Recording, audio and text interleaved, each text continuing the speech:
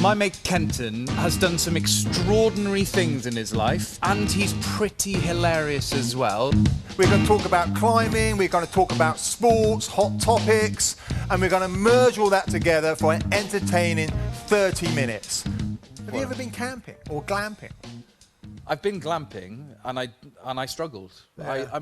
My parents used Is that to... that thespian kind of in you? Well, you know, there's a lot of brave thespians out there who would definitely do it, but I'm just rubbish in the wild. I remember going camping with my parents when I was a kid. We went to the south of France.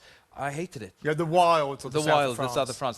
That's the only time that I've ever done anything adventurous. I did the Duke of Edinburgh Bronze Award. I got the award, but I don't think I even did the Well, you did expedition. better than me. I mean, I shouldn't say this because I was busy handing out awards at St. the James's Duke of Palace last yeah. year. And I never actually finished my bronze or my gold. I did the expedition parts of things. That's what I really wanted to do. But you never did the actual volunteering I didn't. I did some volunteering and bits and pieces, but I never quite got across the finish line on it, which is a real shame. Which So is a are you fantastic. saying that I've got a bronze award and you don't? Yeah. Yeah. Now, if we could get Enough closer, said. I'd high-five that achievement. But We've got to stay 2 meters apart. Yeah, you can stay over there, which is quite lucky. So 14 Everest summits. There was one incredibly special one in 2012. Yeah, 2012, yes. I mean, they've all been special. Well, I can They've imagine, all but- got their own thing. I mean, the first one, get this. So imagine my first time up Everest back in 2004. I found myself as a lead guide. So I'd never been there before. I'm there working as a lead. I've got lead guide, two clients, and finally I crawl to the top of Mount Everest. First team of the year to get there. That's a competitive spirit in me coming through. Yeah. Anyway, pretty much on our hands and knees, crawling up there in a blizzard. Ah! And I'm there on my own. The client's just behind me, and my Sherpa, dear Sherpa, who's unfortunately passed away since then, he hung back a little bit. So I got to get there on my own. And there's the whole world underneath me. Anyway, I pull out a sat phone and phone my mum or my parents. And it's, I don't know, like 3 o'clock in the morning in the UK. And the telephone rings and my mum answers. And I go, oh, who's that?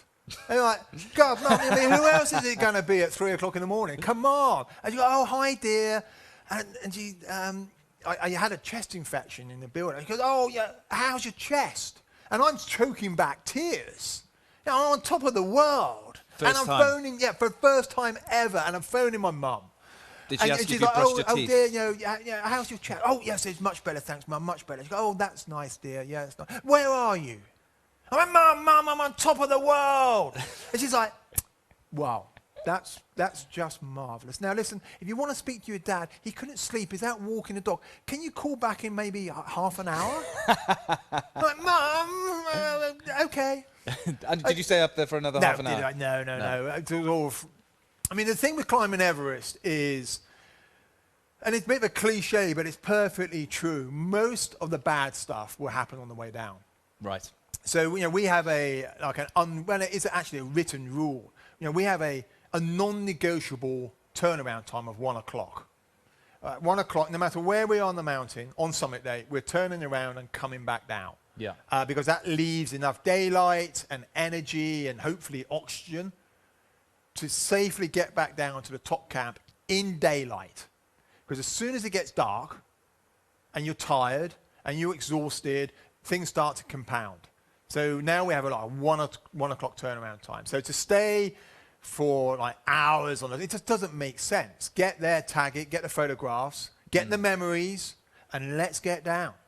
I think it was Ed Viesta's, a good friend of mine, American climber. Getting to the top is optional, but getting back down is mandatory. Yeah. So put that in UK speak. You know, there's no bragging award in a pub if you Unless don't you get get back down the down. bottom, yeah, It's like, oh, absolutely. remember Kenton? I think he got to the summit of Everest, but he snuffed it on the way down. I mean, it doesn't work. You know, you got to get home. Absolutely got to get home. So, you know, spending time on the summit, it's good for the view, Yeah. and the view is pretty spectacular, but I can't even imagine it's it. high-fi. I- It's pretty cool. I find just getting to the top of some of the hills in Cirencester that you get a spectacular Cirencester, view. can you name any hills? We've got Cecily Hill. Cecily Is it Hill. Cecily Hill? Cecily Hill, wonderful view from up there. You can't see anything from up there, can you? You can see the church. It's lovely. Well, yeah, okay. What, down the... Down the Bridle Way or whatever it's called. Okay, well, I'll give you that one. Yeah. But you know, standing 8,000 and how many? 8,850 metres. We could have done a little competition, couldn't we? But everybody would have got that right. 8,850 metres above sea level. So to put that in some sort of context, if we can ever go flying again on holiday or back to work or perhaps out to Everest, when your plane reaches cruising altitude, have a quick look out the window. That's roughly where you are. And you've walked that from the bottom to the top. Yeah, but base camp is 5.3, so Right. it's about 3,000 metres is what we end up climbing, which is still damn long way. It's incredible. So talk me through the process. If I wanted to, and I'm the worst, I would never be able to do it. There are things that you've achieved in your life, I couldn't do a single % of them. What, like run a marvellous local sort of theatre that punches well above its weight? Yeah, well, horses for courses, I guess, isn't it? But the reality is that there are things 99 point whatever % of the world couldn't do what you've done. If I wanted to, how do I start? Well, I suppose that initially you want to build up some form of experience. So what we find on Everest more and more is that we get in some people, you may have seen the pictures of the queues and people say it's overcrowded and this and that and whatever. To a certain extent, yes. But Everest is this massive mountain that can absorb quite a lot of people. The biggest element of danger is people going without the necessary experience. So start small. I mean, if you want to get into theatre, you don't go straight to Broadway, do you? Of course you don't. Some do. Well, but okay. yeah. But it's the same on Everest. Some go straight to Everest. Yeah. Way better to start to gain the experience, to work out, what all the equipment does, how you use the equipment, and then start building the experience. And then perhaps, if it's something you want to do, is start approaching some of the commercial teams. You can do it without going on a commercial team. But most people would join a commercial team that have all the infrastructure, the Sherpa contacts, the logistics to then look after somebody to go to the summit. But is there a sort of a special personality trait that's in you and your contemporaries? No, not really. I mean, basically, you don't need to be an Olympic athlete. So let's take it back a notch. Let's go to Everest Base Camp. Yeah. Now, what does it take to get to Everest Base Camp? Everest Base Camp is a little bit like walking through the Cotswolds, the beautiful Cotswolds that we live in, on steroids.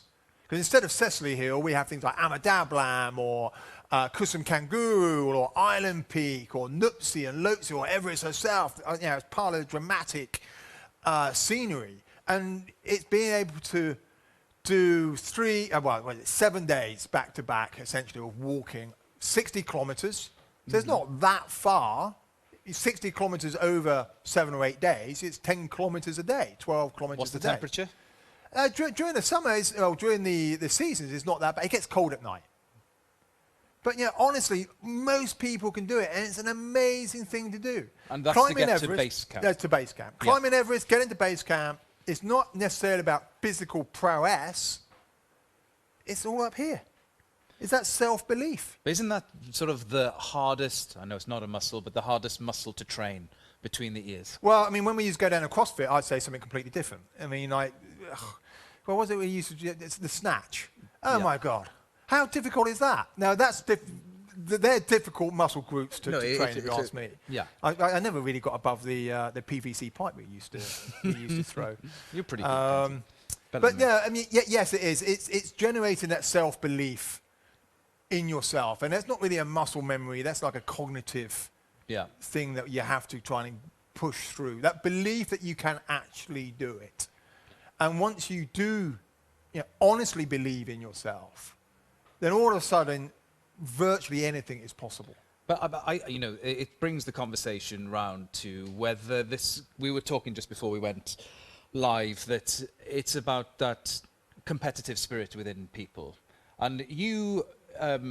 It's amazing, even in your social media, we see on your Instagram page, consistently, day in, day out, you're out there, you're training, you're getting it done. Getting it done. Which is the tagline you've been using. The hashtag I've kind of adopted. But you just go and, if you can, just go and check out Kenton's stories, because one of the things I know, if I want to get better, that's all I've got to do is turn up. Whether it's to work to be better at running a theatre, or whether it's to the gym to get fitter, if I walk through the doors, if I do it day to day to day to day, I get better and things get better for me.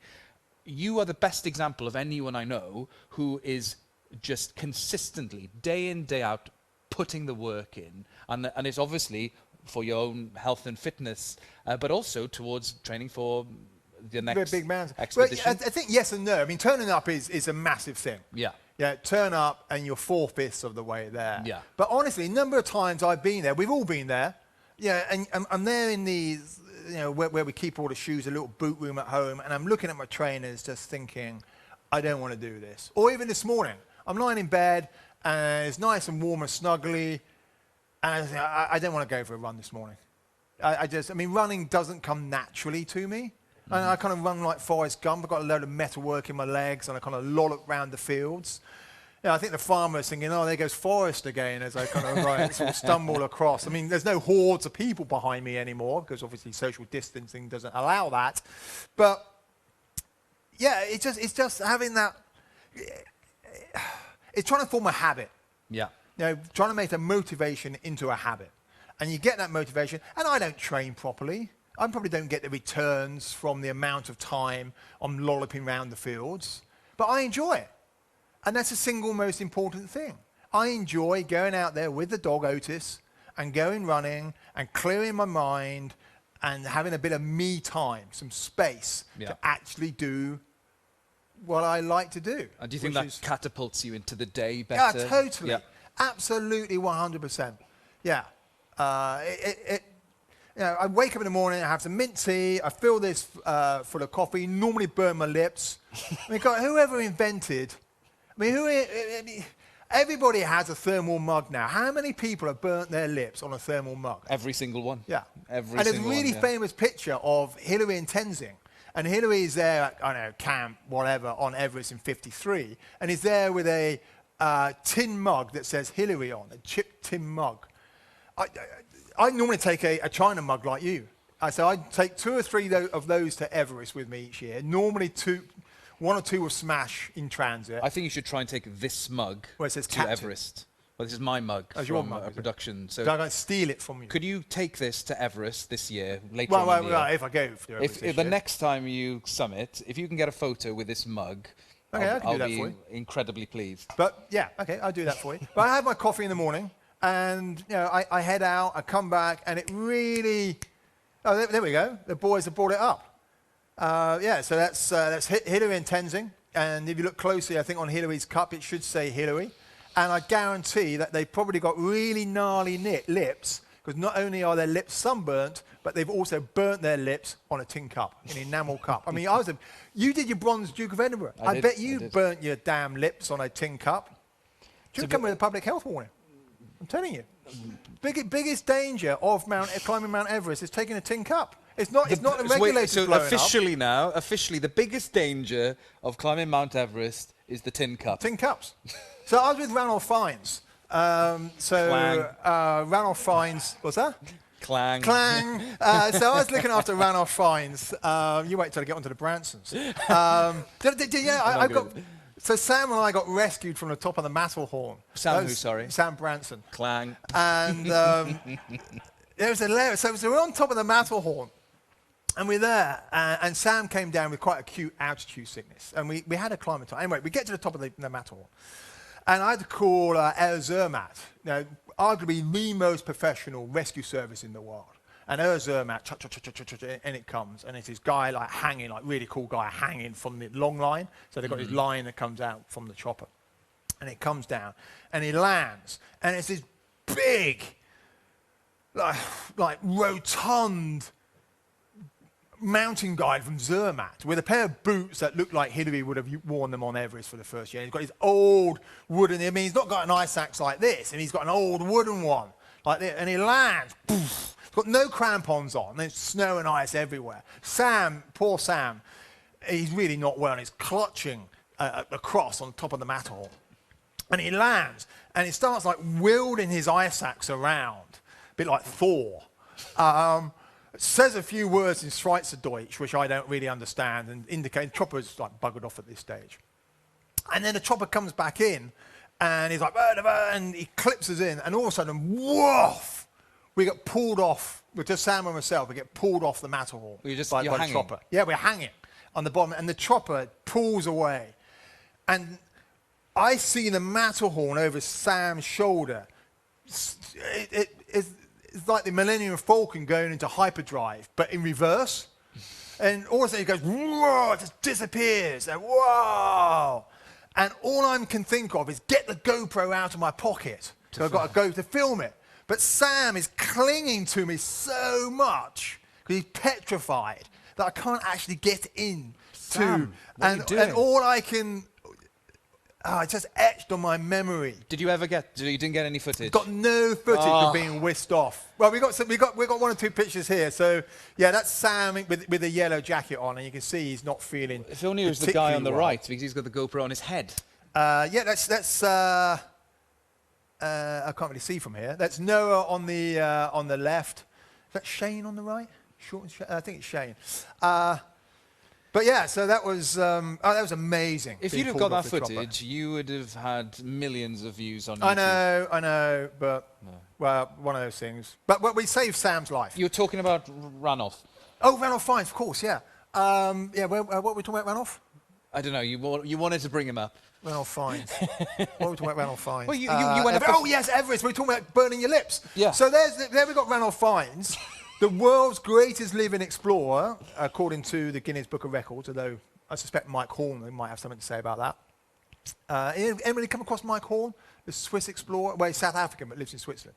Guy's just off the charts.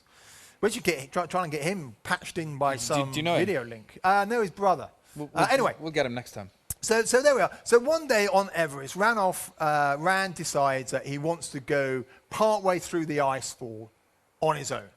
Now, Ran is the world. This photo is great.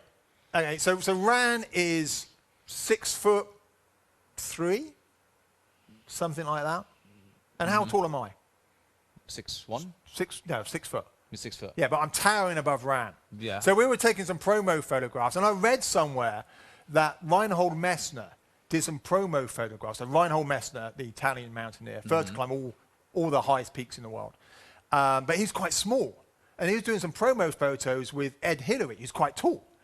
So Messner apparently was so vain, he got the production crew to dig a hole, and Hillary apparently had to stand in the hole to make them level. So what I did on this shoot, I dug a hole I made him. and said to Rand, oh, do you mind just standing in the hole? So Rand stood in the hole, and I'm now towering above Ranulph Fiennes. Anyway, I got Ranulph on Everest. This is that's just so the mountain behind us. You just see it going up in the background on that. It's actually in the Matterhorn. Anyway, we're on Everest, and Rand wants to go and practice just going up and down the icefall a little bit, and he's got a Sherpa with him, so okay, well, that's all pretty cool. Comes back a few hours later, and he's utterly destroyed his lips. His lips are literally hanging off through sunburn. And I'm looking at it going, what have you done? I let you out of my sight for like a morning. And he's like, what? I mean, his face is like a beetroot. What have you done? You're sunburned. I go, oh, am I? I go, yeah, and your lips? He goes, oh, no. I put chapstick on my lips. I'm like, chapstick? That's got no SPF value.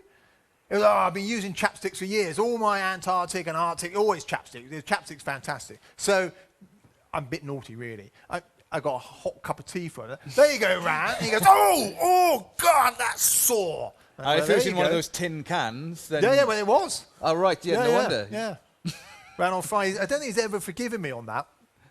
There he is. And he's going to be thrilled that you're bringing it up again as well. Yeah, well, he's probably written, I don't know, he's 58. I mean, his books are actually very readable. I tell you what, that photo of Ran is almost as good as the serious photo of you.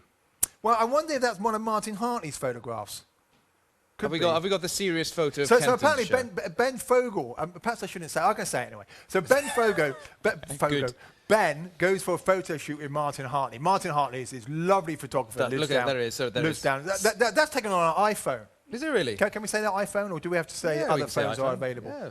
Is this the BBC? This isn't the BBC. Oh, it's not the BBC. Just other phones are available. Yeah. In actual fact, if anybody wants to tell me what the best camera phone is, I need to upgrade my one, because I take all my photographs. Okay, so if anyone has the best camera phone for Everest, send the advice through. Yeah, love that. We'll debate it next week. Because mine's all cracked. I use an iPhone, it's all cracked up, iPhone 7 or something like that. Anyway, so Ben rings up Martin.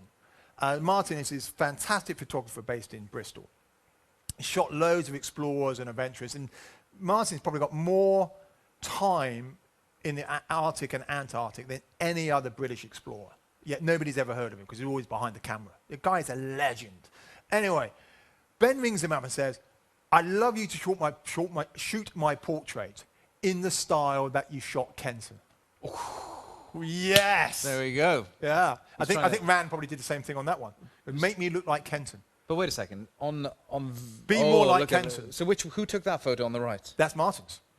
Is that the one you're referencing? No, he did one a few years ago. I'm wearing a green top. Your team's really good, aren't they? Yeah, they're good at getting their stuff up here. They're brilliant. Do they ever get in front of the camera? No, yes. Sometimes. There's a hesitation there. You weren't sure about that, were you? Well, I was Are going they to say, allowed in front of the camera? I like to keep the attention on me. Yeah. Okay. I'm surprised I'm allowed on stage. No, but Martin's phenomenal. He did a couple of portraits, I know, about 10 years ago, which I used a lot. His front cover of my book is one of his. And people reference the style that he shoots in by saying, no, that's the one. Like that. Yeah. Be like Kenton. That's what it's saying. There you go. It looks like you're about to burst into song in that. Burst into song or burst into tears? I burst into tears quite a lot. It's quite an intimidating photo. Okay, so on that note, you're in base camp or you're on one of the camps on the way up to Everest or wherever you may be in the world, feeling a little bit, I know what you're going to bring up. Go on. No. What am I going to bring? You tell me. Nothing? No, go on. No, I'm just thinking that maybe, you've got the fire going, you've got your ridiculously hot tin can. And do you ever think, right, I'm just going to... It's not a can.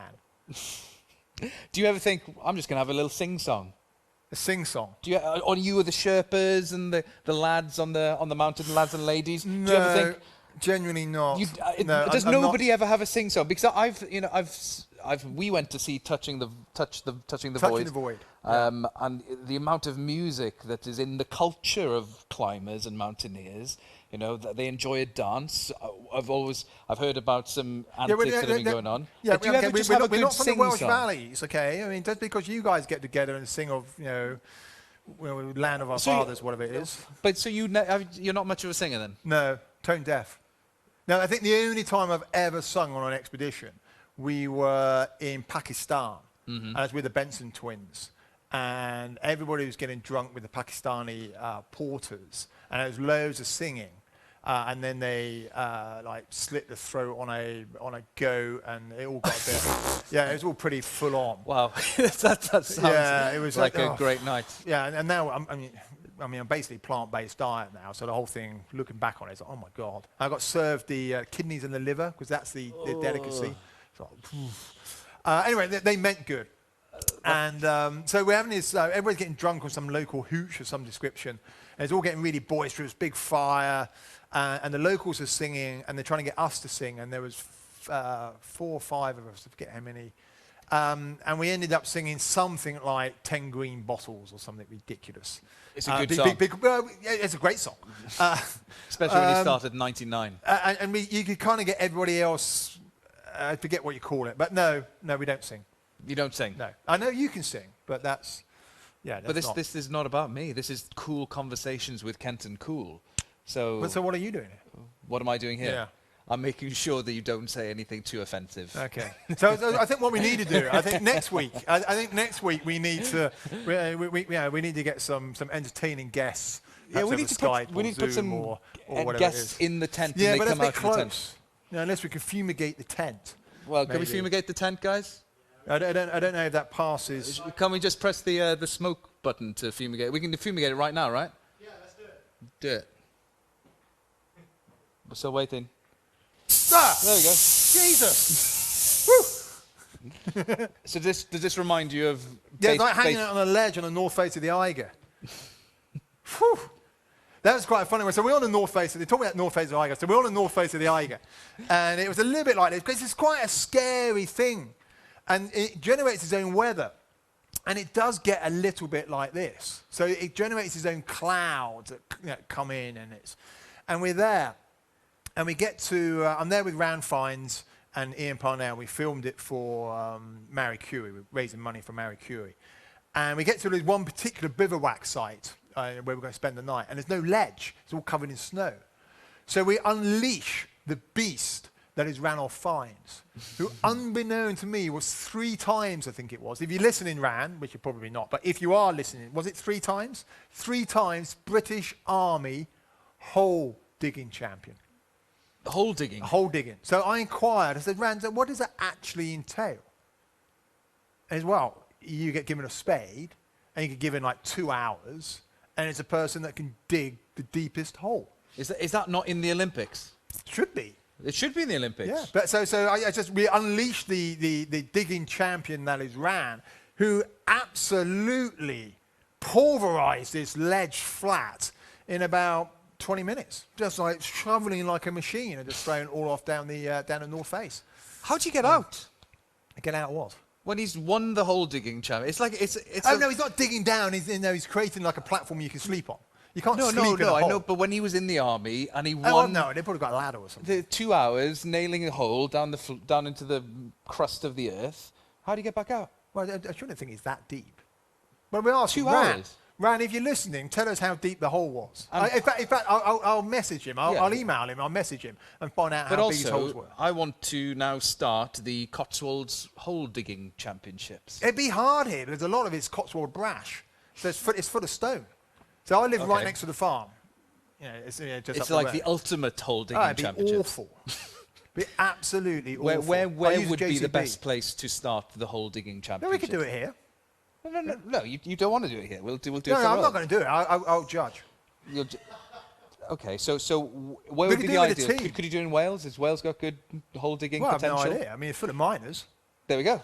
There we go. So we could do the hole digging championship. There we go. We'll get that organised for next. Put it out to the audience. See how big a hole you can dig in 2 hours. And send us your videos. Send us your pictures of your hole digging. Get it done. In it Kenton together. I don't know if that's getting in the hole together or just in it together. Seems to be another hashtag I've been using. That's good. The community spirit. So with that, because haven't you got a lift here somewhere? I remember you showing me around the barn theatre. Yeah, it's just underneath the tent. Underneath the tent, but we can't do anything with that right now. But that would be cheating in the hole digging championships. You can't use a hydraulic lift in your digging. It's quite, so often when you're climbing, you end up using this bit. So this is the adze on an axe. The what? An adze. How do you spell that? A-D-Z-E. Adze. Gotcha. Adze.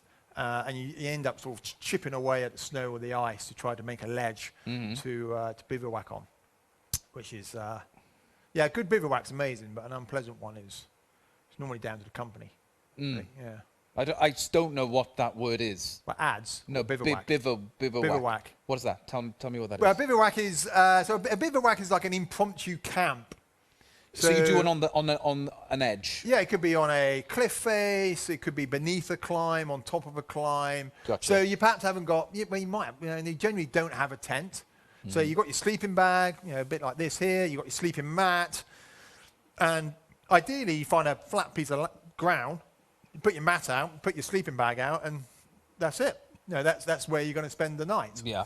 And then sometimes you get caught out and you end up having a hanging bivouac there pretty bad, or you're climbing some ice and you can't really chip out of you end up sort of sitting in a seat a bit like this.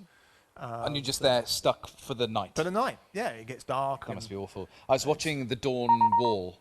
On El Cap, Tommy Cadwell. Yes. Yep. Yeah. And then the free solo with Alex Honnold.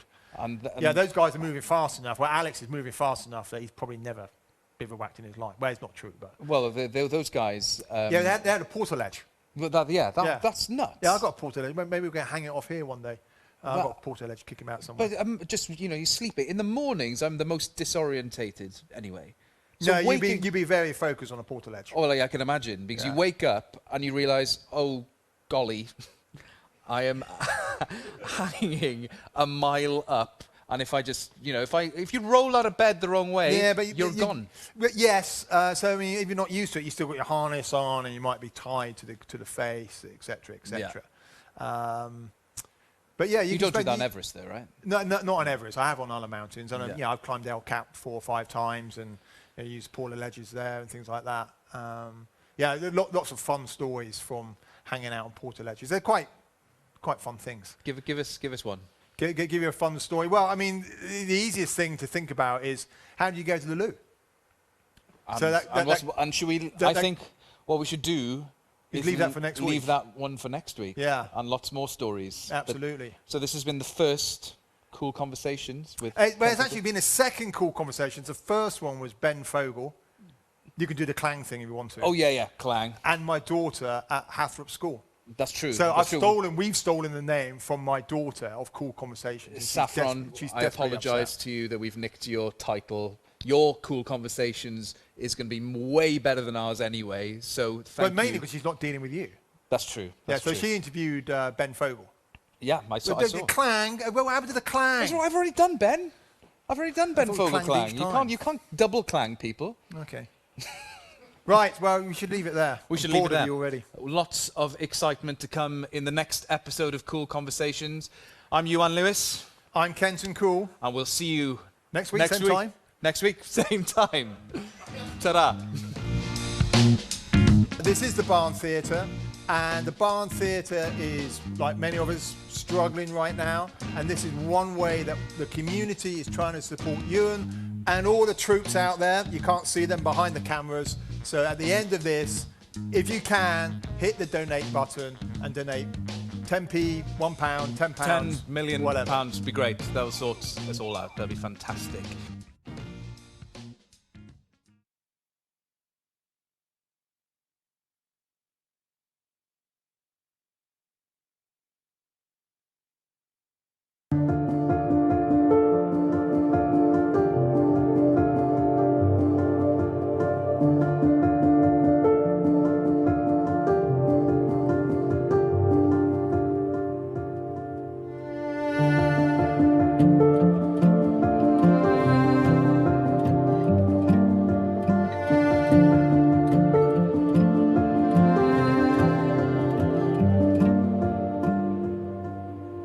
Thank you.